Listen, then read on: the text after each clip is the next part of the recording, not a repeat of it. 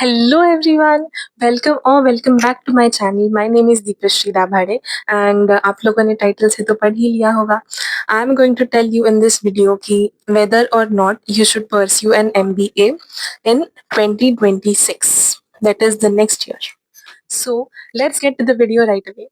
जो भी पॉइंट्स मैं आप लोगों को आज इस वीडियो में बताऊंगी वो सारे मेरे पर्सनल एक्सपीरियंस के बिहाफ पे होंगे एंड ऑल्सो जो भी मैंने अपने फ्रेंड्स से सुना है रिगार्डिंग परस्यूइंग एन एमबीए या फिर रिगार्डिंग लाइक क्या-क्या आपको रोड ब्लॉक्स आते हैं जब आप एमबीए परस्यू करने जाते हो और कैसे होता है. But please do not consider this as an expert advice. Please consult anyone around you who is an expert in order to like आपका जो भी फाइनल डिसीजन है वो लेने से पहले. आई will be just telling you people थोड़ा मतलब जो मेरा एक्सपीरियंस रहा है उसके बिहाफ पे I will be telling you people all of my advices over here. So let's start with the first advice. देखो, so pursuing an MBA in the current age is like कि आपका जो college है वो बहुत बहुत ज़्यादा मैटर करेगा and that is the absolute truth. अगर आप सोच रहे हो कि आप किसी ऐसे आजू-बाजू के कॉलेज से करोगे या फिर मतलब लाइक टायर 3 कॉलेजेस से बेसिकली करोगे, तो फिर you will not be getting any sort of good returns from that. मतलब it will just be a certificate addition to your resume, that's it. आपको उससे रेयरली कोई प्लेसमेंट मिलेगी या आपको उससे रेयरली कुछ भी वैल्यू एडिशन मिलेगा. तो मतलब आपका द फर्स्ट थिंग इज़ कि your college will matter a lot. If you go into a tier 1 or a tier 2 college is also fine, but you should at least get into a college जिसका नाम लोग जानते हैं. ऐसे नहीं कि आप किसी कॉलेज में जा रहे हो और उसका कुछ ब्रांड वैल्यू ही नहीं है, तो ऐसा वो मतलब it is absolutely of no use. तो कॉलेज का नाम मैटर करता है बिकॉज़ एमबीए के केस में ऐसा होता है कि द मोर आपका जो ब्रांड नेम है, the more you will gate exposure, the more opportunities you guys will get. So that is why आपका जो कॉलेज का ब्रांड नेम है that should be very, very good. And obviously try to study very hard and try to get into a tier 1 college only if you guys are trying to get into. But अगर नहीं भी होता है तो भी brand value high होना चाहिए. जो भी कॉलेजेस सपोज आप 8-9 कॉलेजेस में शॉर्टलिस्ट हुए किसी भी एग्जाम के थ्रू, तो उसके जो टॉप 2 to 3 आपके जो कॉलेजेस है या टॉप 2 कॉलेजेस है उसमें ही आप किसी में एडमिशन लेना according to your preferences, according to your choices, whatever. So yes, this was my first point. And the second point is कि you need to have a good financial background. या तो आपके पास खुद आपने अपने फाइनेंसेस उतने secure किए होने चाहिए या फिर आपके पेरेंट्स वेल टू डू होने चाहिए या मतलब आप you should be ready to take an education loan. क्योंकि अगर आप until and unless you're getting a very heavy scholarship with a very great score in any of the MBA exams, आपको हर जगह बहुत पे करना पड़ेगा. अगर आपका एग्ज़ाम है तो यू विल हैव टू पे रजिस्ट्रेशन फी. अगर आपका कॉलेज में एडमिशन हो गया तो यू विल हैव टू पे एन एडमिशन फी. मतलब हर चीज़ की फ़ी, हर चीज़ की फ़ी. जैसे बाकी कैसे होता है, सपोज़ मैंने इंजीनियरिंग किया तो इंजीनियरिंग में क्या है कि आपको एक एंट्रेंस एग्ज़ाम की छोटी-मोटी फ़ी होती है. मैक्सिमम 1000 होगी किसी भी एंट्रेंस एग्ज़ाम की फ़ी. फिर उसके बाद आपका नेक्स्ट स्टेप जहाँ पे आपको पे करना पड़ता है दैट इज़ द कॉलेज का fees. Like you don't have anything in the middle. But MBA में ऐसा होता है कि there are a lot of things in the middle as well. जितना मैंने नोटिस किया है उसके हिसाब से. And also I have heard this but I am not very sure about it. I have heard from some of my friends कि अगर आपने कोई भी एमबीए की एंट्रेंस एग्ज़ाम दी है, तो बहुत सारे ना जो एंट्रेंस एग्ज़ाम्स होते हैं, उनमें ऐसा होता है कि आपने सपोज़ किसी कोई कॉलेज स्पेसिफिक एंट्रेंस एग्ज़ाम दी है, तो आपको अराउंड एक बहुत huge amount of money deposit करना पड़ता है अपना नाम उनकी वेट लिस्ट में देखने के लिए. और I am talking huge amount in the sense above 10 to 15 के का अमाउंट आपको उनके पास डिपॉज़िट करना पड़ता है. मतलब हाँ, वो होता है कि अगर आप सिलेक्ट हो जाते हो तो वो that money will get counted as your fee, college fees. Suppose आपकी 1 लाख फी है, तो फिर आपने 10 के पहले भर दिए तो बाकी आपको फिर बाद में 90 के ही भरने पड़ेंगे. But what if you don't go to that college? What if you go to some other college? तो फिर उस सिनेरियो में ऐसा होता है कि you guys have to give a written application जो भी है and then you guys will be getting your fee back in some amount of time. मतलब it will get refunded to you. But again इतना बड़ा amount of money, keeping it deposited somewhere where मतलब you don't even know कि what is the guarantee you'll get it back or whether or not you'll get the seat in that college. तो just आपका नाम देखने के लिए अगर आपको कहीं पे पैसे डिपॉजिट करने पड़ रहे हैं तो I feel that is a little skeptical या फिर a little sus. So yes, that was regarding that. And also fees, मतलब आप कहीं पर भी like आप जहाँ पर भी MBA करोगे आपकी किस्मत बहुत ही अच्छी होनी चाहिए कि आपका 10 to 12 लाख से कम आपको फी मिले, वरना on an average 20 to 30 lakhs तो पकड़ के चलो। किसी कोई भी एग्जाम दे दो, कुछ भी कर लो, मतलब ऑन एन एवरेज आपका 2 साल का 20 to 30 lakhs फीस होगा। And also then depending on your expenses कि आप अदर एक्सपेंसेस कितना करते हो, आप कितना मतलब बाहर आपका कितना घूमना फिरना है, वो तो अलग फिर। ये बस आपका लाइक कॉलेज फी का इतना बोल रही हूँ मैं, नॉट एवरीथिंग इंक्लूडेड। आपका स्टे भी अलग होगा एंड आपका पर्सनल एक्सपेंसेस भी अलग होंगे। So yes, you need to have a solid financial backup for yourself in this case if you are planning to pursue an MBA. And then moving on to the third point is that कि suppose आपने पहले कोई सी भी undergrad की degree की होगी, उसके बाद ही आप पोस्ट ग्रेड में MBA करोगे, राइट? तो जो भी आपने अंडरग्रेड की डिग्री की है, उसमें आपने जो भी स्किल्स सीखे हैं, आपको आप मतलब आपको उन स्किल्स में भी अपने आप को थोड़ा अच्छे से होन करना पड़ेगा। लाइक आपको उन स्किल्स में भी अच्छा होना पड़ेगा because doing an MBA it is sort of a personality development और a holistic development kind of a degree. So that doesn't individually provide you with any skill. It teaches you how to holistically and like how to behave properly in any sort of business environment. तो आपके पास अपने personal skills भी अगर है, suppose आपने BTech किया है, be किया है, इंजीनियरिंग का कुछ भी किया है एंड आपको बहुत अच्छा आपको बहुत अच्छी पाइथन आती है फॉर एन एग्जांपल, तो फिर पाइथन के साथ आप अगर एमबीए कर लोगे तो then you will get roles according to that, जिसमें आपको बिजनेस नॉलेज भी चाहिए और आपको पाइथन प्रोग्रामिंग भी चाहिए।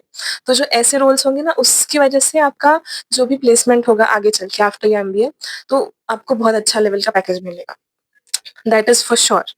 तो ऐसा, या फिर अगर आपने सपोज फैशन डिजाइनिंग किया है, तो ऐसे नहीं कि just because I wasn't getting a high paying job in any of my UG, so that is why I went in for an MBA. You मतलब आपने फैशन डिजाइनिंग किया है, तो then you will have to be good at your fashion designing skills and then you'll do an MBA. So you'll get a job at a company wherein they'll require fashion का knowledge also and they'll be requiring business का knowledge also. तो वहाँ पे भी you'll get a very good amount of money. like आप लोगों ने friends में रेचल को देखा होगा, वो भी ऐसे फैशन एग्जीक्यूटिव थी ना, पहले ब्लूमिंगडेल्स में, फिर लुई विटॉ में, लास्ट में किसमें थी, शायद गुची में जाने वाली थी बट वो गई नहीं। I don't remember the last fashion industry that she worked in, but yes, that will be the kind of roles that you guys will be getting. So आपका ना मतलब apart from doing an MBA you should also have an external personality जो आपको अपनी develop करके रखनी पड़ेगी। और एमबीए आपकी उस पर्सनैलिटी को और आपकी जो यूजी के स्किल्स है, अंडरग्रेड के जो भी आपने स्किल्स डेवलप किए हैं, इन दोनों चीज़ों को होलिस्टिकली और एनहांस करेगा and they will also be giving you placement opportunities according to that, and according to that companies will prefer you, मतलब जैसे उनके रिक्वायरमेंट्स होंगे जो आप प्रोवाइड कर रहे होंगे, and you will also get an edge, क्योंकि अभी हर जगह पे इंडिया में सबको जॉब चाहिए ही, तो फ्रेशर्स बहुत ज़्यादा है और जॉब्स बहुत कम है, तो फिर ऐसा करने से आपको एक एक्स्ट्रा एडवांटेज मिल जाएगा as compared to your colleagues or your peers, and you'll be preferred more for any kind of a job scenario. So this is one point. And the next point that I would be discussing is that artificial intelligence. Because देखो, आपने ये तो सुना ही होगा कि artificial intelligence बहुत सारी industry वाले जॉब्स खाने वाला है, तो दैट इज ट्रू, मतलब नॉट इतना ट्रू कि एक्चुअल में सब कुछ खा जाएगा। Artificial intelligence will actually enhance any kind of job that is being currently going on. It would not exactly replace the entire job market, but it would enhance that. And अगर किसी को वो चीज़ नहीं आती है, देन वो इंसान replace हो जाएगा। और अगर आपका ऐसा कुछ काम है जो बहुत ही ज़्यादा ईज़िली डूएबल है, तो फिर उसमें आपको बहुत अच्छा एआई आना चाहिए, या फिर अगर आपको नहीं आएगा तो आप भी रिप्लेस हो जाओगे, ऐसा होता है। तो अगर फॉर एन एग्ज़ाम्पल कंसिडरिंग आपके यूजी में अंडरग्रेड में कोई भी स्किल्स नहीं बने एंड आप एमबीए के लिए गए और अम, क्या बोल रही थी मैं? हुँ, आप एमबीए के लिए गए, फिर अ, एमबीए में भी आपने अगर हाँ, आपकी यूजी में स्किल्स नहीं है और अगर आप एमबीए में गए और आपको फिर कोई जॉब मिली, जो कि बहुत मतलब it is a very basic human job kind of a basic human task kind of a job, then you will be at risk. And your degrees are not the ones who will be saving you. Matlab, they will give you an edge. They will give a background. Like even if you are thrown out from some job, I mean, even if you are replaced from some job, तो अगर एक degree होना will obviously be an advantage and it will put you up front मतलब दूसरी companies के लिए. But अगर आपको अपनी करंट एग्जिस्टिंग जॉब से एमबीए के बाद नहीं हटना है, तो फिर नोइंग एआई टूल्स या फिर knowing at least a bit of artificial intelligence का knowledge will absolutely give you an advantage. तो फिर ये आप कर सकते हो. सॉरी. तो आप ये कर सकते हो.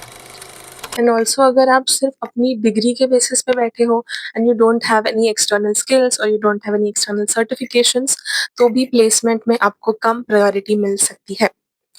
आपको मतलब जैसे डेटा से रिलेटेड, बिजनेस स्ट्रेटजी से रिलेटेड, या ऐसे छोटे-छोटे जो मैनेजमेंट से रिलेटेड, अगर आपके या फिर फाइनेंस में अगर है तो फाइनेंस से रिलेटेड, सीएफए, एफआरएम, ये सर्टिफिकेशंस ऐसे कुछ-कुछ होता है ना, तो अगर आप ये सर्टिफिकेशंस करके रखते हो, तो it would obviously give you an edge. तो आई वुड से कि अगर आप एमबीए कर भी रहे हो, तो उसके साथ-साथ इन सर्टिफिकेशंस को भी एक्सप्लोर करो. मैं उनका लिंक डिस्क्रिप्शन में डाल दूँगी, आप लोग चेक कर लेना. क्योंकि अंडरस्टैंड देखो, जॉब मार्केट बहुत ज़्यादा सैचुरेटेड है टैलेंटेड लोगों से भी और नॉट सो टैलेंटेड लोगों से भी. But the reality is that कि जॉब तो सबको चाहिए. एवरीवन नीड्स टू सर्वाइव और एवरीवन मतलब आपको फिर उस इस सर्वाइवल रेस में कुछ ना कुछ तो अलग करना पड़ेगा ना to stand out. So that is where these certifications will step in. So आप मतलब ऐसे रेडिट वगैरह पे जाके, कोरा पे जाके आप लोग अगर इन सर्टिफिकेशंस के बारे में सर्च करोगे तो मोस्टली नेगेटिव चीज़ें लिखी हुई होती है. बट आप एक रिक्रूटर के पॉइंट ऑफ व्यू से देखो ना, अगर एक इंसान है जिसके रेज्यूमे में सिर्फ 2 डिग्री है और थोड़े बहुत प्रोजेक्ट्स हैं, अगर हाँ, उसके प्रोजेक्ट्स बहुत ही इम्प्रेसिव है, तो then well and good, that person will be shortlisted. But अगर आपके बेसिक से प्रोजेक्ट्स हैं और बस बेसिक से आपकी 2 डिग्रीज़ हैं और वही दूसरे इंसान का है, उसकी 2 डिग्रीज़ है और उसके प्रोजेक्ट का लेवल इस इंसान इन दोनों लोगों के प्रोजेक्ट्स का लेवल सेम है, बट इस इंसान के पास सर्टिफिकेशंस भी हैं, तो सर्टिफिकेशन वाले को ज़्यादा प्रायोरिटी मिलेगी. So that is what it is. It would just give you an advantage. So that is why I'd say कि अगर आप financially इन चीज़ों को afford कर सकते हैं, तो please do pursue some sort of certification जो भी आपके field से relevant और related होगा वो, उसका official मतलब देख के. And also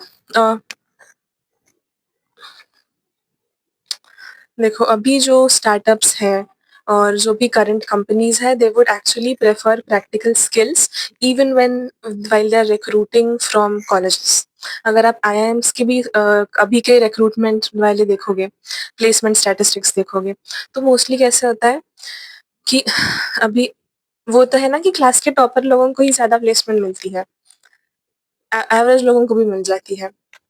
बट जो क्लास के बॉटम वाले बच्चे हैं, उनको अगेन वो अनप्लेस्ड रह जाते हैं कि को किसी भी कॉलेज का पूरे कंट्री में 100% प्लेसमेंट स्टैटिस्टिक्स नहीं होता है.